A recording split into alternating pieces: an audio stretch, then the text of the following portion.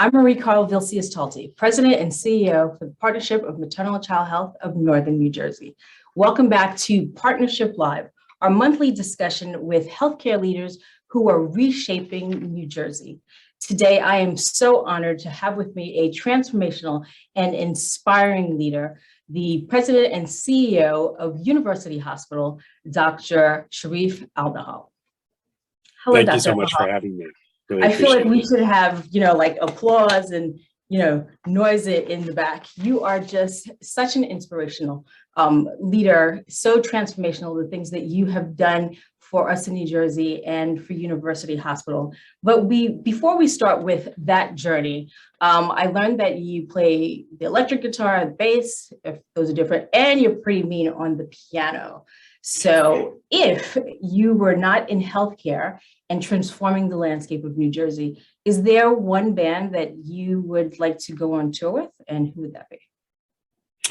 Well, I could give you multiple answers for this one, but I'll actually say someone that's not a band, just a person. Kendrick Lamar is one of my favorite artists of all time. I just think he's a brilliant artist. And, I'd have to figure out how I'd fit with my bass into what he's doing, obviously. A lot of it's studio mixed and what have you, but just to be able to hang out with him would be an incredible experience, I think. Yeah, I agree with you. He is quite innovative, and I think that you could get in there with some bass guitar, lay some tracks with him, give him some additional inspiration. So if he's listening, maybe that'll happen. Yeah, let's hope so. Any time for that. So since you have been the Commissioner of Health and now CEO of University Hospital, you've always had a real forward-looking, transformational approach to changing the healthcare paradigm. So what is the next big step for healthcare in New Jersey? Yeah, so, first of all, I just want to thank you and the partnership for holding these forums and discussions and just for the work that you do for the community every day. I got to know you guys when I was health commissioner, and just an essential arm in the mission for maternal and child health. And given the terrible disparities that we still see, frankly, in this state and across the country when it comes to experience of Black babies and Black moms, and women of color and babies of color throughout the state, it's just an extraordinarily important mission that you're undertaking. And the way that you guys coalesce the entire healthcare system around that mission is very important. It's something I've experienced here at University Hospital. I really think the frontier here, especially in the wake of a devastating pandemic, where think about every public health problem that we already had, it was exacerbated, it was made worse in both magnitude and likely, effort needed to combat those issues, mental health, substance use disorder. And all of these things, by the way, touch maternal and child health. I like to remind folks that women's health and children's health is public health, and it's overall health. And you're not just talking about issues unique to women and kids. You're talking about public health challenges that can plague anybody. And so really the move that needs to happen now is the move toward actual health and prevention and not sick care. We've been talking about this for years with value-based payments and value-based healthcare. A lot of these are slogans. But what we've seen is that the current system of care delivery left huge vulnerabilities, and those vulnerabilities became abundantly clear in this pandemic. And so we really have to take a step back and understand and reorient our healthcare system, the way we pay for it, the way we organize our care models, the way we have presence in the community. All those things need to be amplified. And to just speak a little bit more specifically, we really need to get all the sectors in healthcare together to understand what to do better for vulnerable communities. We just cannot let another public health crisis do what COVID-19 did to places like Newark and the surrounding region in Essex County, and places like Patterson, places like Atlantic City, like Trenton, like Camden. These places were devastated by COVID, absolutely devastated. And it wasn't just folks dying from COVID, it was folks who now have long COVID and are suffering from a chronic condition, a post-viral illness that's debilitating. It is the effects of social isolation that are now leading to mental health care issues, and increase in violence, community violence, all of which we were seeing firsthand at University Hospital as a trauma center. What can we do to more efficiently deliver better care up front, more community-based care, less sick care, more about the agenda of keeping people out of the hospital? And I say that as a hospital CEO, very ironically.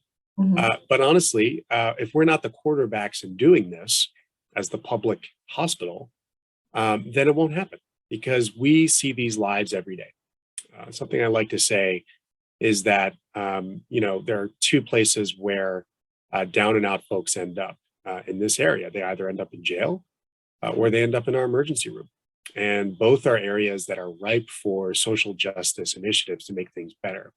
But unless you get payers, providers, pharma, and everybody else at the table, community-based providers at the table, to understand how to better organize and reorient care, you won't change things. And that is all informing our ambitious new effort to build a new hospital on this campus. It's going to be a multitude of partnerships with community and large stakeholder organizations to make this happen. And the goal is not just to have a new building. Buildings look nice, but they don't have a real impact on people unless it's directed. Really to turn that into a fundamentally different care model and a different set of partnerships to really provide health care in the community and not sick care.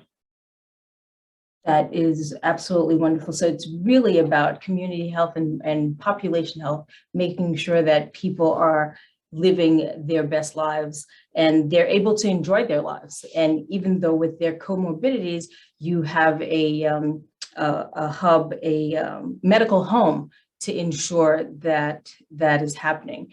And I know definitely that is happening with within maternal child, within University Hospital, your staff, your MCH staff, and the ED and different social organizations have done a tremendous job in keeping the BIPOC birthing people healthy. They have had quite a few new approaches and educational sessions that they're using to ensure that the community is safe. Can you share a little about, how your team is changing the statistics and the lives of the families in Newark? Yeah, there are a lot of ways we're doing that. And this is on the backs of incredible work done by our physicians, our healthcare team around maternal child health, and the ambulatory care clinic we have, and so many more who support that type of care delivery. I think just a couple principles underlie the initiatives we're doing here. The first is community presence. So for example, a big event that we do every year is called See, Test, Treat, where we basically advertise widely a walk-in opportunity for any woman in Newark to come in and get screened for any of the screenable cancers that they may be facing. So breast cancer risk, cervical cancer risk, and really general health screening as well is available to women on this day. And we do it, and we've detected early stage cancers, and we've detected precancerous lesions before. And so I think we've literally saved lives with events like this. And while they are one-offs, if you do them regularly and if you do them with the understanding that we are now responsible for the care of the women who show up to these things, we're doing something incredibly meaningful. The second really important thing that we're doing that I think is very much focused on the unique experience of women of color is a lot of our centering pregnancy initiatives. So we bring women in for care before their birth, of course, because that's what you have to do and it's what they deserve. But we also group them with folks, if they want to take advantage of this option, who are experiencing a similar set of issues, right? It's often very important to get advice from your provider, your doctor, your nurse practitioner, whoever it is in a formal setting. But it's often a very helpful thing to talk to women who are also pregnant, maybe in their second or third time. You might be on your first, whatever the situation is. And you really get some of the intangibles and the support.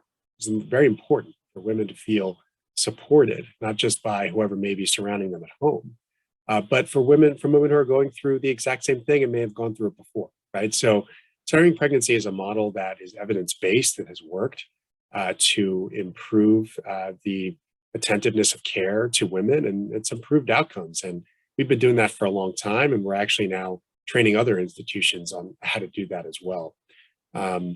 And then really where we need to evolve is much more care in the community. And so we're formulating a really interesting project that we're calling the Prevention Army. Again, speaking to the task at hand here, which is to provide more preventative and primary care in the community, reducing the multitude of barriers that women in our community face all the time when it comes to their health care. And that could mean embedding a care team in strategic pods with our community allies. And our community allies range from churches and places of worship to grocery stores to barbershops and salons, places that whose proprietors have helped us and frankly with whom we got close during the pandemic because they were so supportive of how we were on the front lines with the community, that they're helping us give back. And we're modeling that now. We're modeling the costs. We're looking for funders. And I think we're getting a lot of momentum because people understand that if I can, get screened or get checked while I'm doing something I have to do anyway, like grocery shopping or, getting the care you need elsewhere and the support you need from your institution of faith, wherever it may be, then you're just more reliably going to do it. And you're breaking down the barriers that, again, include toxic stress and so many other things that women in our community have to face. Making this thing easier is just so much more important. Absolutely, absolutely. And I commend University Hospital again. They have really done a tremendous job of supporting the birthing families in Newark with so many innovative programs. And you have led the charge, leading from the front, speaking to all of the healthcare workers, speaking to the community, really making them feel that connectedness. I follow you on Twitter and I see you on Facebook and Instagram, and you can feel the connectedness that you have, really emblazoned throughout the community. So I know COVID has been detrimental to everyone and taken everyone by surprise. And seeing that you have worked in so many complex organizations, what's one challenge other than COVID that you did not expect to face in your career? And how did you solve that? Well, I'll give a recent example that is tangentially related to the pandemic, but is really just a function of so much more, frankly, that goes back decades, even centuries in our country's history, which was our experience introducing the COVID vaccines to the city of Newark, to people who live here, in particular, people of color who know the healthcare system for its benefits in many cases, but also know the healthcare system as a place where they've experienced bias, a place where they've found historical examples that continue in narratives today, like the Tuskegee experiment, where you had Black men who had served this country in uniform, literally used for medical experimentation and allowed to live with a debilitating disease just for scientists to see what that disease would do to people. I mean, that's just a horrific example that's not that old. It's not that old in terms of our history in this country. Where, of course, you're going to get skepticism. Of course, you're going to see folks who bring these narratives to bear and say, why should I trust you?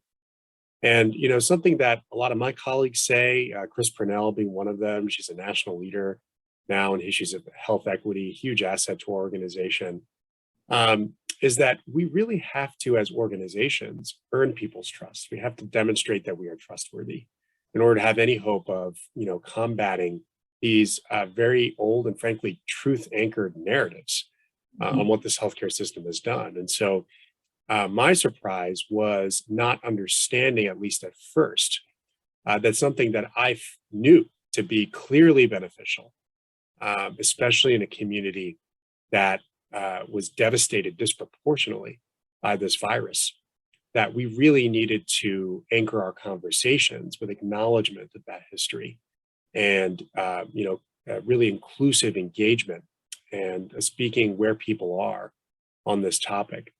And so we had an announcement come out from the company that developed the vaccine and the clinical trial arm of the NIH before we could say anything to the community. And that really surprised a lot of people. Mm-hmm. Why are you doing this trial here? Why aren't you doing it in suburban areas? Well, a lot of that was clearing up facts like this was actually only one of the only places of color communities of color where this trial was happening. The rest of it was in predominantly white communities where people were jumping at the opportunity to get this vaccine. And so when you meet people where they are and earn their trust, then when you're communicating facts, or when you're communicating arguments behind those facts, it just goes that much further. Another saying that I always like to use is that change moves at the speed of trust. And asking people to take a vaccine that's less than a year old is a big change. Even if you know that vaccine is helpful and the data is, all the data is behind you. Again, meeting people where they are with narratives and understanding where they're coming from, especially communities of color when it comes to healthcare issues, is the prerequisite to get people to change behavior, even if it betters their own health. That door of trust absolutely needs to be addressed first. Absolutely. And you have garnered so much trust from not only the community at large, but of course from the staff at University Hospital. I understand that you had individual conversations with people that were hesitant to get the vaccine or the booster. That's right. And I mentioned, I appreciate you mentioning our employees. I mean, one of the first things I did here, really before I did any external engagements, was to put all of my effort into gaining the trust of our staff, because I knew that nothing would be possible without that. You're not going to come in here and dictate change if people don't trust you. And there's a lot of reasons in this hospital in particular that we don't have to go into now, where our leadership historically has not been trusted. But earning trust requires time, it requires effort, it requires being present. And so I really spent the first 6 months here doing that, starting in the summer of 2019. And I'm really glad I did that. It was one of the best decisions I made, because the pandemic started only a couple of months after that. And that's when we really needed to leverage the capital, the trust that I built with our employees to do extraordinary things and put their own lives at risk in the process. And so in as much as I earned that trust, I had to maintain it. And part of that is leveling the same amount of respect and faith in employees by meeting them where they are with conversations. So for the employees that we had who were hesitant with the vaccine, they weren't hesitant for different reasons than I've already mentioned. We have a very diverse workforce. We hire from the community. We have an extraordinarily diverse group of people working here, and that's an asset. But of course, that also came with the same types of narratives when it came to this vaccine. And you're talking about nurses in some cases who went into patient rooms every day, still saying, I'm not sure about this vaccine. And so there's no other way to me, knowing that these are educated people. They know the science. It's not about the science. It's about trust, and it's about respect. And so, yeah, I had lunches with unvaccinated people. I said, there will be no penalty by raising your hand and saying you're unvaccinated. In fact, kudos to you for doing that, because we can sit down and have a conversation. I can tell you personally why I signed up for the clinical trial here, why I got vaccinated, why I vaccinated my now 6-year-old.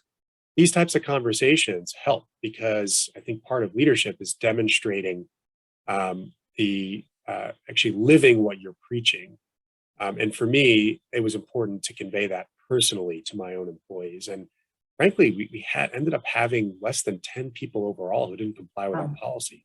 Now, a lot of folks had exemptions that are very appropriate, religious and medical, but that constituted only 8% of the workforce. So we have an extremely vaccinated campus here, and that just protects everybody. It protects, first and foremost, the vulnerable patients that come here, where the consequences of them getting COVID-19 could mean their life, but also each other. And that's what I kept talking about. The responsibility to do right by each other means the responsibility to get vaccinated. So those narratives help, but they wouldn't have helped as much unless I had those conversations myself with a lot of people. Yeah, and building that trust and thinking about their mental health and thinking about burnout. So when I saw the National Guard come in, those medical professionals come in to help relieve the stress of the staff that had been working and just dealing with this and giving them some time off and compassionate care, that really meant a lot to me as a nurse for the past 30 years, to see that the CEO is actually thinking about the mental health and capacity and the burnout of the staff that is providing so much care. How did the staff react to seeing the National Guard come in and assist them in their care. Yeah, it was really amazing. The morale boost that represented twice, by the way, because we had Army reservists come in April of 2020 when we were experiencing the absolute worst of the pandemic, and then recently over the past winter during the Omicron wave. And we may get another wave soon with BA2, who knows? But these are incredible people in uniform who came both times to relieve us. And they're talented, they're hardworking.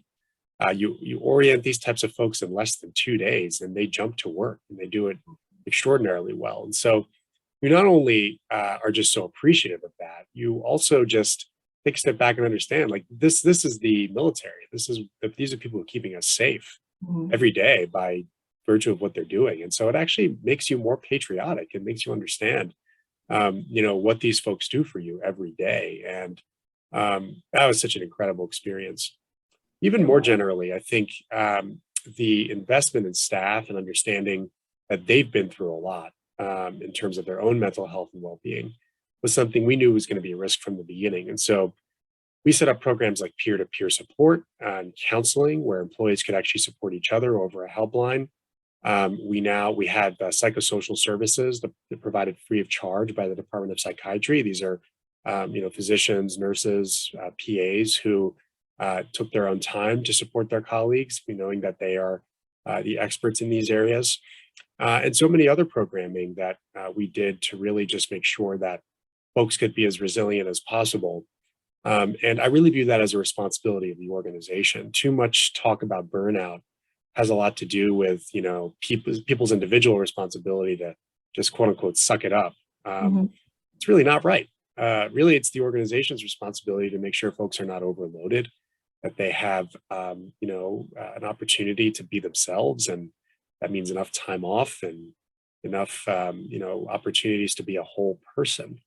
That realization was early on for us. And I think we made a lot of progress. And despite that progress, there are still a lot of folks who are dealing with these issues. And so I'll just end this answer by reminding folks that healthcare workers are still going through this. And your support for them just means everything as we go through this pandemic, this next phase, whatever it is. Yes, absolutely. I appreciate your very insightful words. But talking, you said about we may have another wave, absolutely, with BA2, but we do understand that the COVID admissions are decreasing, but not for the BIPOC population. We still have an increased number of Black and Brown people population still being hospitalized. For the people listening today, healthcare workers, or just people just dialing in to hear you speak, what advice would you give to the community? Well, first thing I'll say is that your statistics around the experience of communities of color throughout this pandemic are more than correct.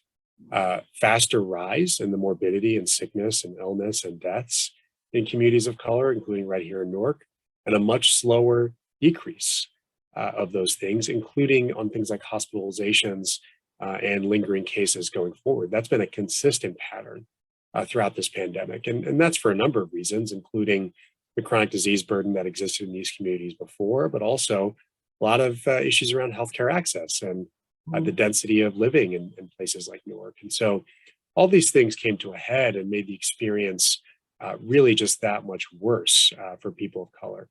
And so the question is, what do you do about it? Well, you have to make sure that as we are in these lulls, these phases of the pandemic where we have fewer cases, we need to fortify these communities even more. And so a big role of our hospital has been to advocate to state and federal authorities about the importance of health equity, the idea that some areas of the country is going to be more of a hand up when it comes to assistance. And so we were prioritized when it came to the public ventilators that were distributed from the national stockpile. We were prioritized for vaccine distribution, knowing that there are less private pharmacies around where this was going to be available to people here. And unless we raised our hand and made our voices heard on that in the early stages of the pandemic, we wouldn't necessarily have seen the level of support that we ended up getting from the state and now the federal government. And so we view the community as an incredibly empowering ally for us in making our voices heard, including our labor unions. Mhm. This, myth that you have to be in conflict as a manager with your union is just that. It's a myth. These are folks who represented our workforce and continue to represent our workforce and have been the biggest advocates for the public hospital. And so that's what I mean when gathering the healthcare system is so imperative for vulnerable communities. Everybody understands the problems and just needs to coalesce around a directed plan to fix them. And so that's going to be a harder thing for communities of color because of all the disinvestment and chronic disease burden that's just so much more disproportionately on the worse end in these communities. But I do think there's more binding us together in terms of anchor institutions to finally do something about it. Thank you so much. I'm getting the finger wrap up. I only have one more question since we're getting towards the end. I can listen to you for hours. Seeing that there is so much, I don't want to say darkness, but there's a lot of turbulence in the world right now. And I know that you have 3 young children? Yes. 3 young children. What's one thing that really makes you hopeful for the future and the world that they're going to inherit? When it comes to our field, the one thing does make me very hopeful, which is people now at least understand what it means to not have a resilient public health system, what the consequences can be when you let the sort of for-profit economics, in some cases of healthcare, guide the day, which led to, for example, our just-in-time policies for PPE, where we only bought what we were historically using for the next 2 weeks and kept minimal things on the shelf. How disastrous was that policy in the middle of the pandemic when we couldn't find PPE anywhere in the world, let alone right here in our hospital? And so I think there's at least an appreciation now that public health is about prevention. It's about building resilience. And I think you'll at least find bipartisan consensus that we just can't go through this again. Right. We had too many people die. We had too many lives upended. And we had too many folks who lost their jobs and had other secondary consequences from a pandemic like this. And it didn't need to be this way. And so I do think there will be meaningful change and reform at all levels of government because of that. And despite the politicization of the pandemic, there's at least an agreement, I would hope, that we don't want this to happen again. If we don't want it to happen again, how can the gears of policy work with community-based organizations, hospitals, clinics, payers, whoever it is, to make us more protected? And that conversation needs to be more intentional and more diligent with, narratives around equity in places like the ones we serve, and frankly, across Northern New Jersey, like the partnership focuses on. Thank you so much for your insight, your kind words, your leadership. Unfortunately, we are wrapping up. Again, thank you for everything that you have done for Newark and University Hospital, helping to change the paradigm for the women and children of New Jersey. And I look forward to seeing you again during our next episode of Partnership Live. Thank you so much again. Take care. Bye-bye.